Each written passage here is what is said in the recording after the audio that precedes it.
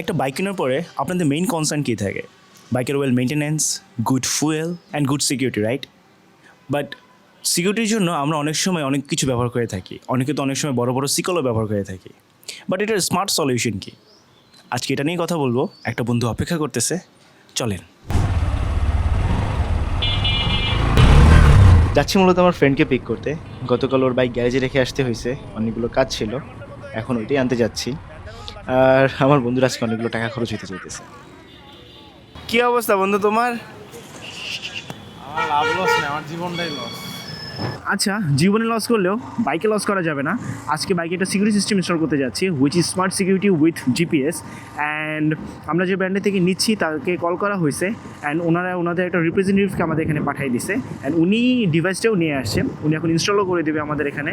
So উনি আমাদেরকে call দিছে, চলেন দেখা করি ওনার সাথে, অ্যান্ড ডিভাইসটা আপনাদেরকে দেখাই।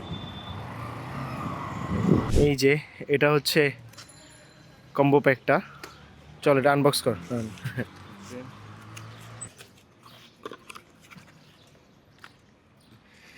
এই যে হ্যাঁ, এটা রিমোট স্পিকার ডিভাইসটা, এটা হচ্ছে জিপিএসটা। অ্যান্ড এটার ভিতরে হচ্ছে একটা সিম ইনস্টল হবে। এই যে সিম, আমরা একটা সিম কিনে আনছি, অ্যান্ড এই সিমটার মধ্যে অবশ্যই ডেটা থাকতে হবে। অ্যান্ড এই জিপিএসটা হচ্ছে বাইকের ভিতরে কোনো এক জায়গায় লুকিয়ে রাখা হবে রিয়েল টাইম আপডেট পাওয়ার জন্য। অ্যান্ড আরেকটা অ্যাপ আছে যেটার মাধ্যমে টোটাল জিনিসটা মনিটর করা যাবে। অ্যান্ড সিমে অবশ্যই টাকা থাকতে হবে, কারণ বাইক স্টার্ট দিলে বা বাইক নিয়ে কেউ নাড়াচাড়া করলে বাইকে একটা ফোন, মানে আমার ফোনে একটা কল আসবে। সো এই কলটা আসার জন্য অবশ্যই জিপিএসের মানে সিমটার ভিতরে আর কি টাকা থাকা লাগবে।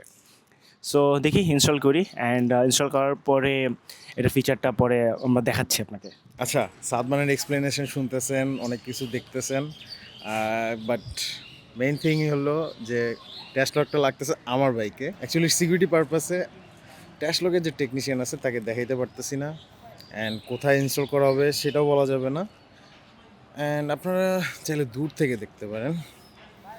আমি একটু ভাইয়াকে হাইড করে দিব। ওই যে সাদমান আর ওই যে ভাই আমার বাইক। সো দ্যাটস ইট, এটার বাইরে আর কিছু আমি আসলে দেখাইতে পারতেছি না। ওকে, তো আমার বাইকের স্মার্ট সিকিউরিটি ইনস্টলেশনটা ডান। তো চলেন আপনাদেরকে ফিচার্সটা দেখাই। সো এটার ফার্স্ট ফিচার্সটা হচ্ছে এটার ফোন কল অ্যালার্ট। সো আমি যদি বাইকটা স্টার্ট দিয়ে দিই তো আমার ফোনে একটা কল চলে আসবে, অ্যান্ড ইতিমধ্যে আমি স্টার্ট দেওয়ার পরে কলটা চলে আসার কথা, অ্যান্ড এই যে কল চলে আসছে। সো বক্সের সাথে দুইটা রিমোট আছে, একটা হচ্ছে প্রাইমারি আর একটা হচ্ছে সেকেন্ডারি। সো প্রাইমারিটা আসলে নর্মালি ব্যবহার করার দরকার পড়ে না, এটা জাস্ট খালি বডির সাথে রাখলেই হলো। অ্যান্ড এছাড়া হচ্ছে সেকেন্ডারি যেটা আছে, এটা দিয়ে আমরা ম্যানুয়ালি কাজ করবো। ফরসে আমার লক করতে হলে আমি এটা চাপ দিয়ে লক করবো, আনলক করতে হলে মেরা দিয়ে আনলক করতে হবে। অ্যান্ড এখানে আরেকটা বাটন আছে, এই বাটনটা দুইবার প্রেস করলে হচ্ছে বাইকটা অটো স্টার্ট হয়ে যায়। এই যে দেখেন বাইকের চাবি নেই, বাট চাবি ছাড়াই বাইকটা স্টার্ট হয়ে গেছে। অ্যান্ড এছাড়া আমি আবার লক করে দিলাম, এই যে দেখেন, ডান। সো মোটামুটি এটাই ছিল স্মার্ট লকটার ফিচার্স। আরও অনেকগুলো ফিচার্স আছে, সবগুলো দেখাতে পারিনি। আমি মনে করি সব বাইকেরই একটা স্মার্ট লক লাগানো উচিত উইথ জিপিএস। এখন অনেকে বলতে পারেন যে এটা লাগালে তো ব্যাটারিতে অনেক প্রেশার পড়ে, ব্যাটারি নষ্ট হয়ে যাওয়ার চান্সেস থাকে।